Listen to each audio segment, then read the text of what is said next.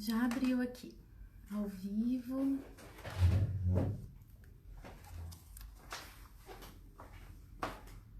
Olá, boa noite.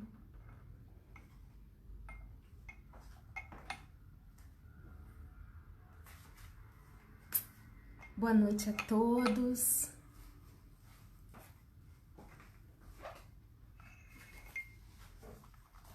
Como é que vocês estão? Espero que todos estejam bem. Agradeço a presença de todos vocês nessa sexta-feira à noite para falarmos sobre saúde mental e a pandemia, né? Quero primeiro agradecer esse convite, agradecer o professor Victor, agradecer a Luísa, a professora Luísa, agradecer a FATEC, né, pelo convite e espero que a nossa noite seja muito produtiva. Então vamos lá. Eu vou começar me apresentando, né?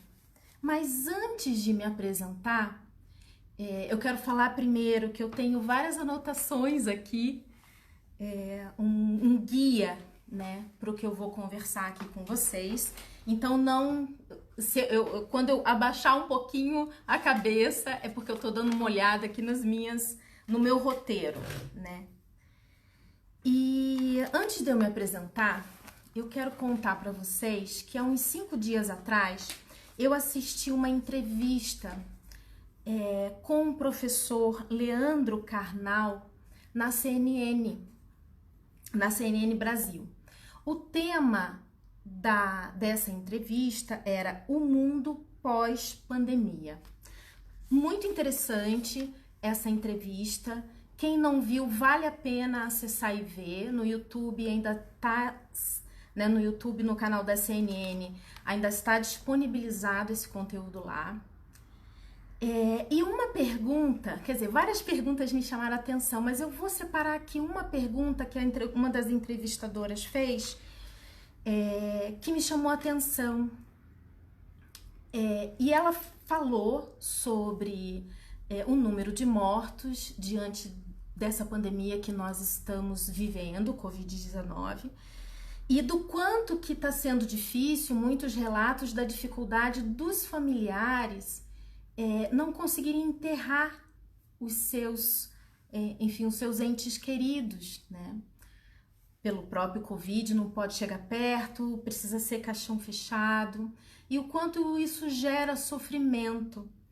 E ela levantou a seguinte questão, né? Perguntou para o professor: perde-se a humanidade diante dessa crise que estamos vivendo?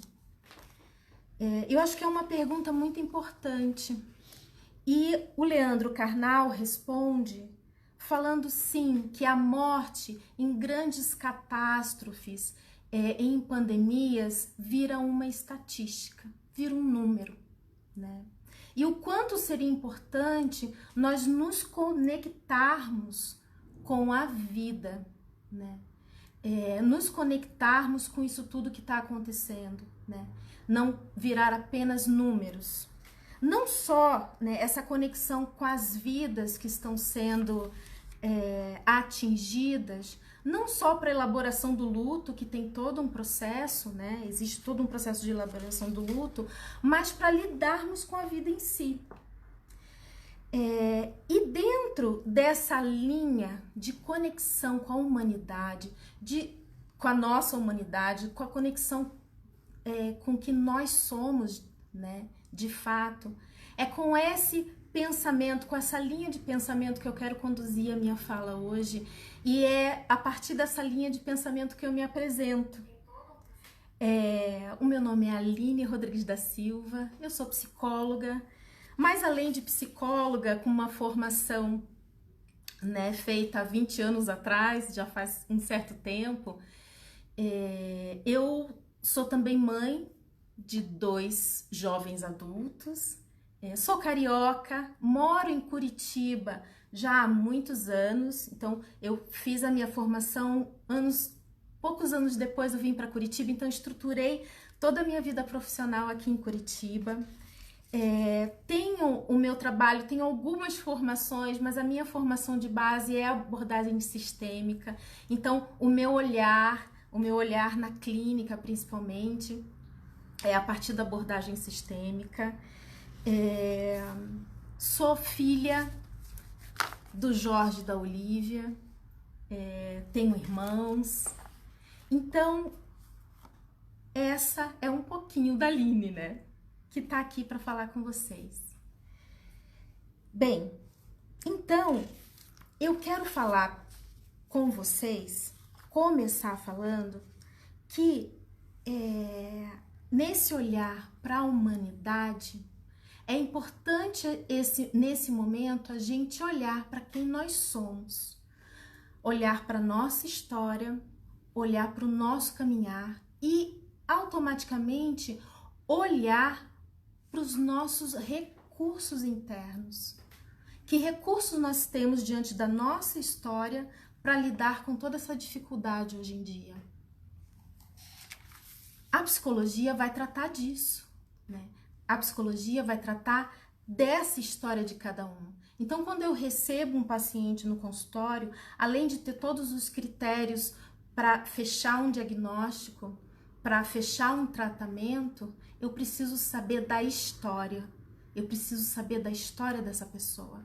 E é a partir dessa história que nós podemos, com as facilidades e com as dificuldades, que nós podemos avançar num tratamento.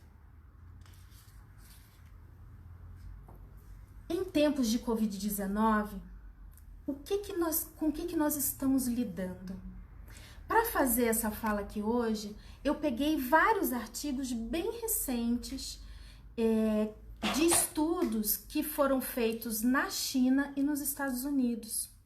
E com base nesses estudos, eles nos falam que, sim, nós estamos lidando nesse momento com uma extrema incerteza, instabilidade e imprevisibilidade. E isso vai ter um impacto muito grande na nossa saúde mental. E aí, dentro da instabilidade e da imprevisibilidade, da incerteza, qual a emoção que mais nos toca? Qual é a emoção que prevalece nesse momento? Pense, qual é a emoção que você tem sido mais atingido? Tá lá, está escrito nos artigos que eu acabei de ler, mas todo mundo sabe que ou sente, ou se não sentiu, parou para sentir agora, que é o medo. O medo nos atinge com mais força. E veja, o medo tem uma função na nossa vida. Todas as emoções, né, de base, elas têm uma função na nossa vida. E tá tudo certo sentir medo. É para sentir medo mesmo, né? Porque o medo, ele nos faz acionarmos recursos para sobrevivência. Então está correto. Mas muitas vezes o medo aparece de uma forma disfuncional. Então, quando ele aparece funcionando bem na nossa vida, aciona recursos, ações para lidar com as dificuldades ou até com o medo que está invadindo. Mas quando ele entra nesse modo disfuncional, o que acontece? Né? O que na cabeça de vocês, o que vocês pensam sobre isso? Preciso beber uma aguinha aqui de vez em quando. Então, no modo disfuncional, o que vai aparecer de forma mais evidente, e é o que tem dito esses últimos artigos, é a depressão e a ansiedade. Isso aparece com muita força. Então, esses dois transtornos, eles aparecem com muita evidência. O que acontece? Pessoas que já tinham esses transtornos diagnosticados, existe a possibilidade disso exacerbar, dos sintomas exacerbarem. E para quem nunca apresentou sintomas de depressão ou ansiedade, pode aparecer nesse momento. Então é um momento de muita atenção. Eu vou falar hoje ainda, nessa fala, as características da depressão e da ansiedade. É importante a gente conhecer, saber, né, sobre esses sintomas, até para saber o que fazer com eles, né? Mas eu quero deixar aqui bem marcado que eu vou passar algumas informações de base para a gente ter uma noção se será que é um transtorno de depressão, um transtorno depressivo ou uma ansiedade. Mas eu quero deixar claro que quem fecha um diagnóstico, quem pode falar é isso sim, é apenas um médico, um especialista da área, né? Porque muitas vezes, no senso comum, as pessoas vão fazendo alguns diagnósticos no que diz respeito a esse conteúdo de saúde mental. E a gente precisa de um especialista para ver isso, porque a avaliação é extremamente complexa. Nós precisamos usar vários fatores, várias variáveis para fechar um diagnóstico. E isso precisa ser feito por um profissional. Então,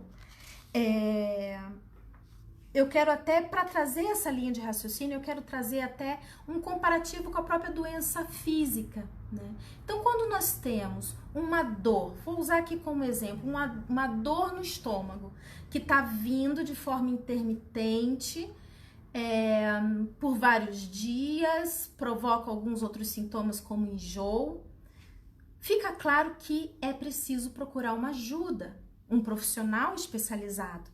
Por mais que eu tenha a ideia, eu não tô bem, eu não posso dizer o que é, né? Então é preciso sim ajuda e o olhar de um especialista. Da mesma forma acontece com a saúde mental. Se você não está bem, sendo tomado por uma emoção por muito tempo, e isso desestabilizando a sua vida, precisa ser olhado com mais cuidado. Nesses artigos que eu peguei, eles falam que 2 fatores principais funcionam como impacto nesse momento do Covid-19, que é o isolamento social e a recessão econômica.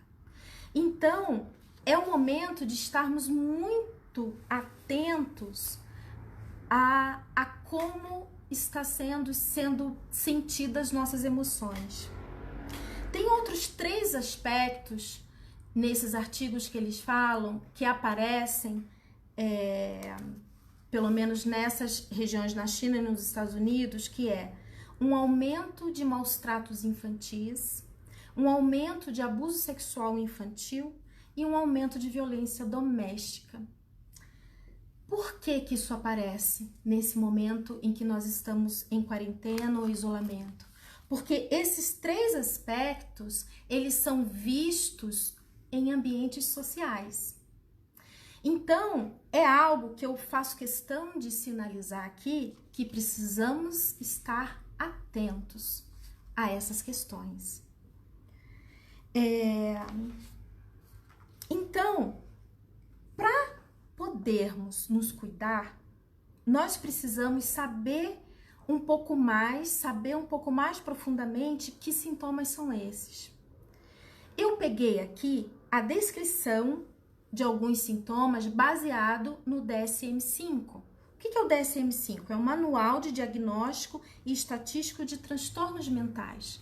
É um livro de base, né, dos médicos, dos psicólogos, dos profissionais de saúde mental, né? É um livro de base para estudar os transtornos, delimitar os transtornos e fazer o diagnóstico. Na depressão, o que aparece como sintoma de depressão? Mas antes de falar dos sintomas de depressão, eu quero deixar também pontuado e claro que depressão é diferente de tristeza. A tristeza, ela é importante, ela existe, todos nós sentimos. E a tristeza, ela tem a função de trazer uma reflexão.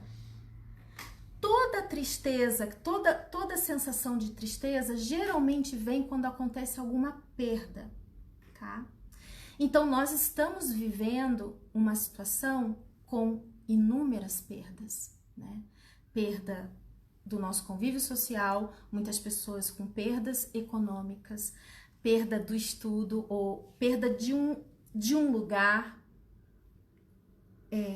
Então, é correto se sentir triste, tá?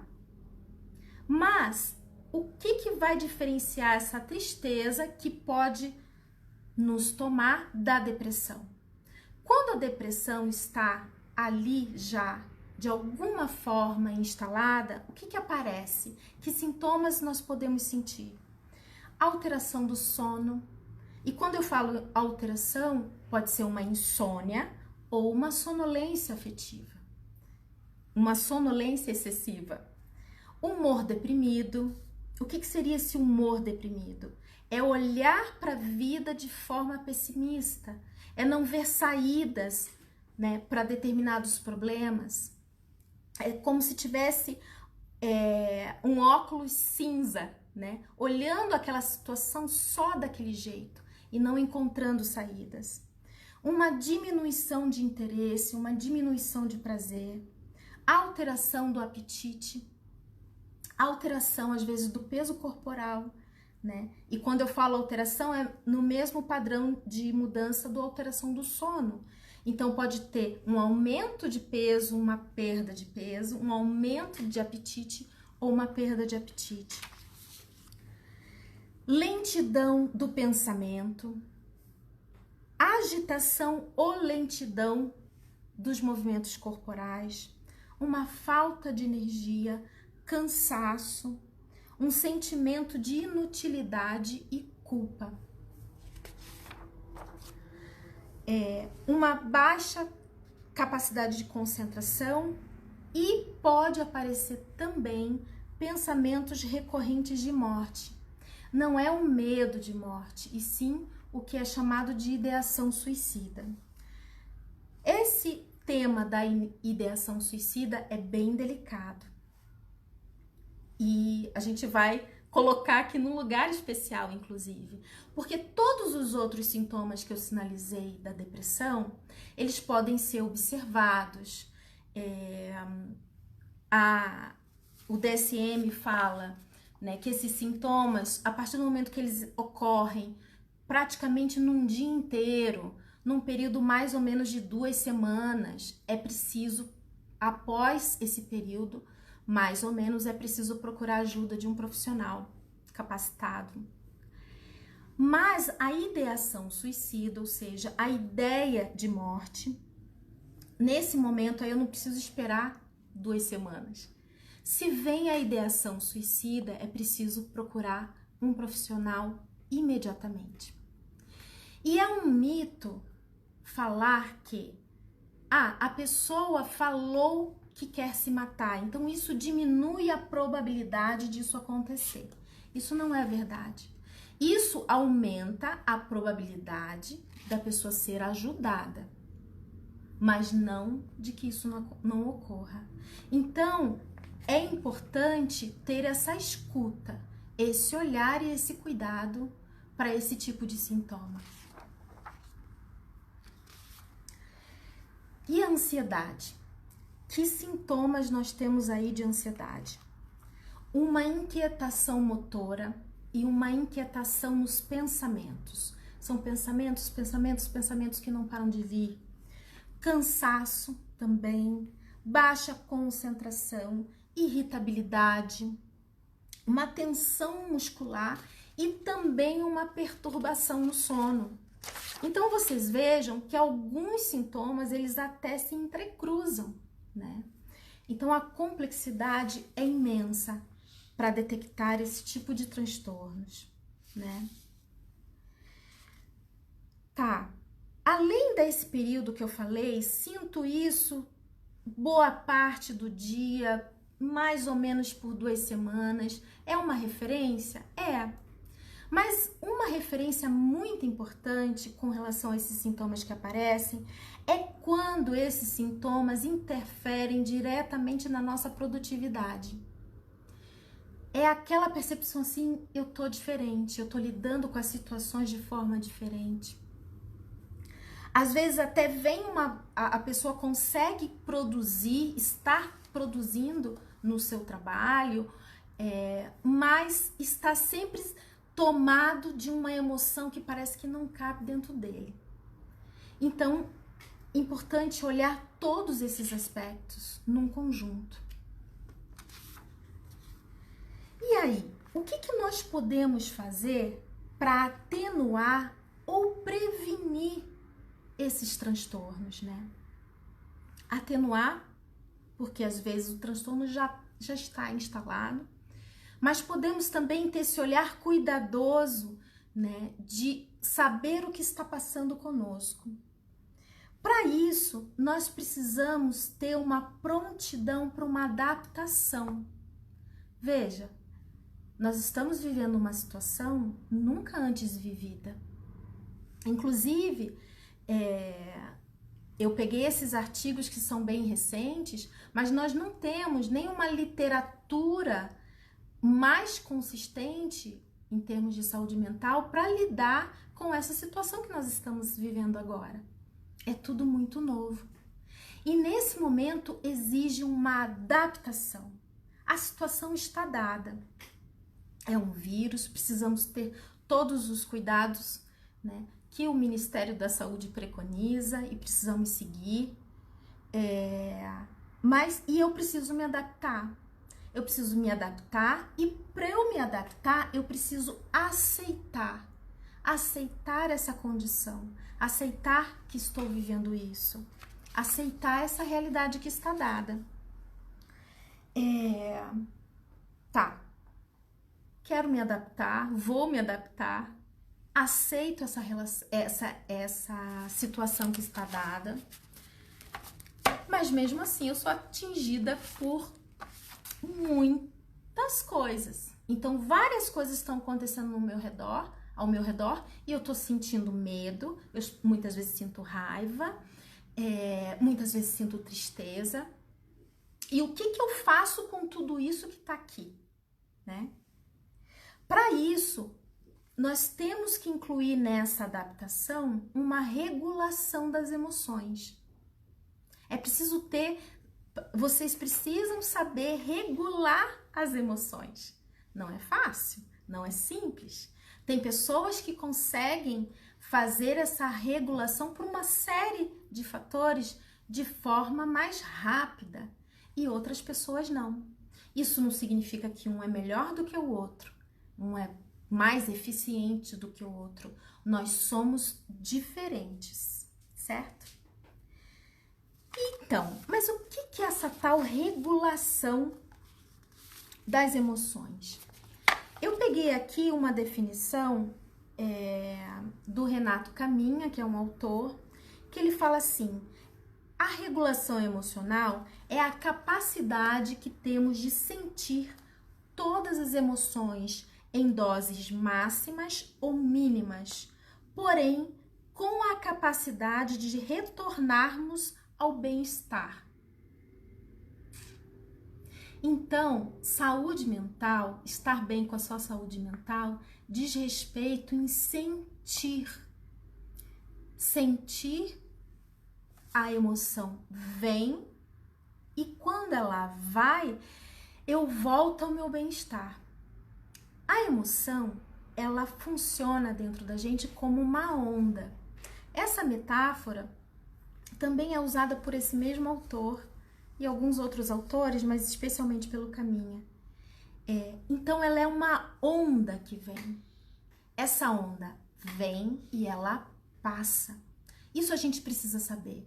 Então, quando nós formos tomados por uma emoção difícil de lidar, uma coisa é importante saber: ela tem uma duração específica e ela vai passar.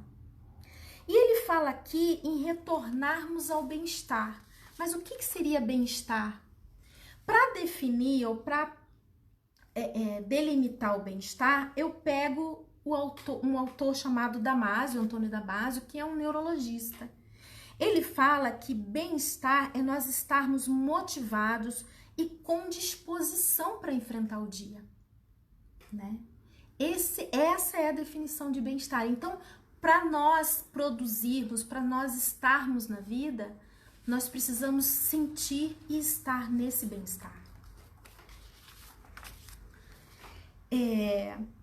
Tá.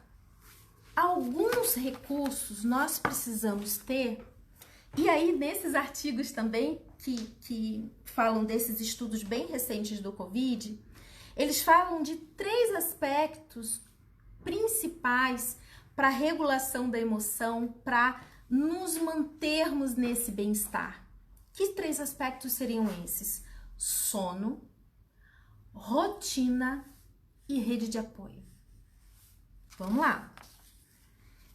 O sono, ele é um super regulador da emoção, porque várias funções neurológicas estão associadas ao sono, ou eles se acomodam durante o sono.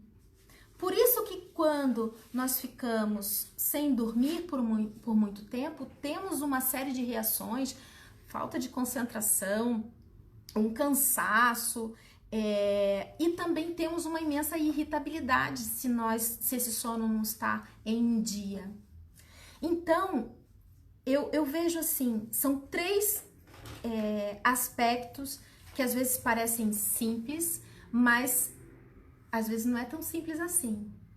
Mas podemos lançar mão para estarmos melhores aí diante dessa situação que nós estamos vivendo agora. Para regular o sono é importante, tem vários textos, vários artigos que falam sobre higiene do sono, pode usar como recurso a meditação, eu não vou entrar muito nesse campo hoje. Rotina, o que está incluído na rotina? Não é só acordo, tal hora, almoço, numa hora X e termino o trabalho na hora Y. Não é só isso. A rotina diz respeito a ter atividade física, a estar exposto ao sol, para o corpo entender que é dia e para todas as vitaminas que estão associadas ao sol, boa alimentação e nessa rotina ter projetos.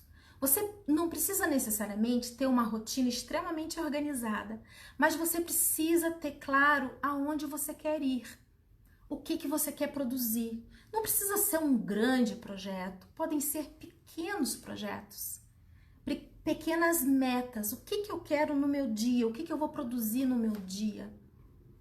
Essa é uma das formas da gente se conectar com a nossa vida. Rede de apoio. Distância física não é sinônimo de distância social. Esse artigo fala que é muito importante que nós possamos fazer a conexão,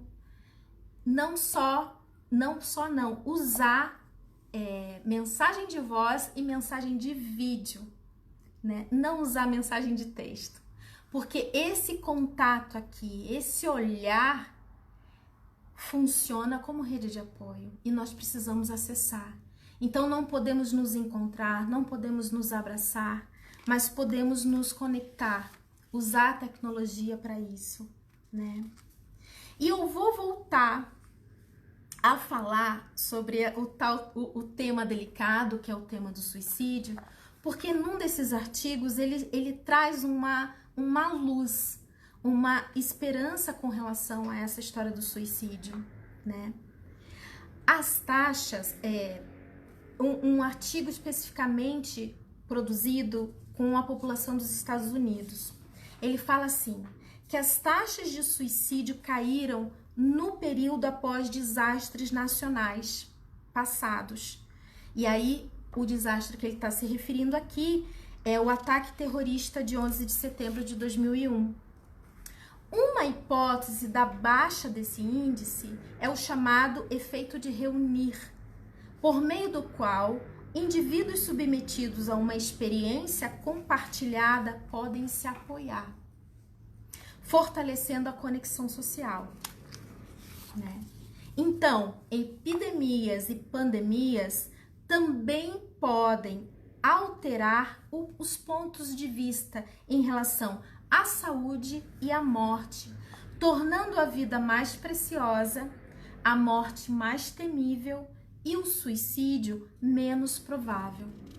Então, o que aponta esse estudo é que nessas situações de urgência, nessas situações de catástrofe, as pessoas costumam se unir mais, se conectar mais. E é isso que a gente precisa fazer. Então, se você está passando por uma dificuldade hoje, se você está sentindo que não está bem, acesse a sua rede de apoio. Às vezes é a família, às vezes são os amigos, ou às vezes são instituições específicas mesmo que nós podemos acessar.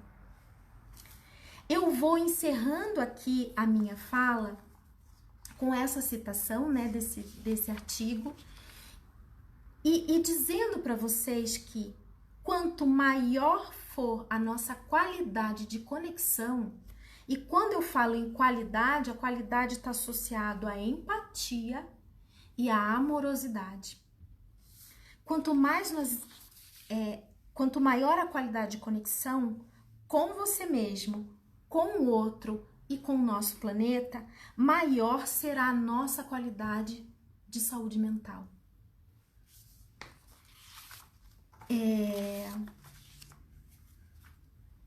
Vou encerrando por aqui. Para quem ficou com dúvidas, eu vou buscar responder aqui algumas dúvidas, mas antes de encerrar mesmo, eu vou dizer para vocês que depois dessa live, vocês podem me procurar via as redes sociais. O meu Instagram é alinesilva.pc e no Facebook a página é Aline Rodrigues da Silva. Então vocês podem me acessar lá, fazer perguntas, podemos aprofundar esses temas, né?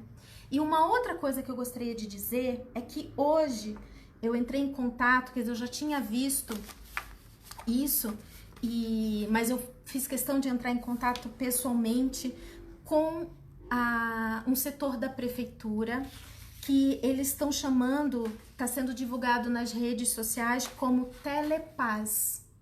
Então são psicólogos, né, que estão ali para atender as pessoas que estão precisando de ajuda quando o tema é saúde mental, né? Não é um atendimento terapêutico, é só um lugar de acolhimento emocional e de escuta, tá? Então, para quem tá precisando, tocamos aqui em pontos sensíveis e importantes. Para quem tá precisando, depois eu vou pedir para a própria FATEC deixar esse telefone divulgado para vocês. É 3350-8500, né? Então, eles recebem o telefonema com super critério nesse atendimento, inclusive o sigilo, né? Obviamente. E em casos mais graves, eles encaminham, né, para o CAPS. E alguns casos conseguem ser atendidos ali mesmo, a partir dessa escuta, né? Então, eu considerei importante deixar isso aqui para vocês, essa referência. E sim, eu tô trazendo essa referência, que é uma referência mais ampla da cidade, né, da prefeitura, mas muitos psicólogos estão fazendo atendimentos voluntários. Acessem essas redes, procurem ajuda.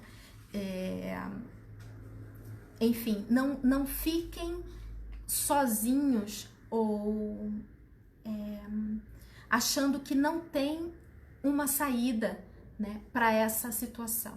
Existem saídas e existem muitas pessoas querendo ajudar, tá bom? Eu vou dar uma olhada aqui nas perguntas.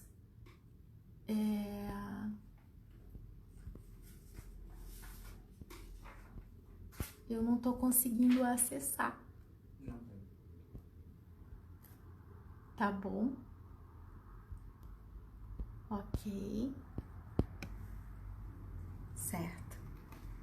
Então, encerramos aqui a nossa conversa, né? Quero agradecer imensamente a oportunidade de estar aqui, de estar conversando com vocês, e podemos depois continuar essa conversa via outros canais aqui na internet, tá bom? Um grande abraço!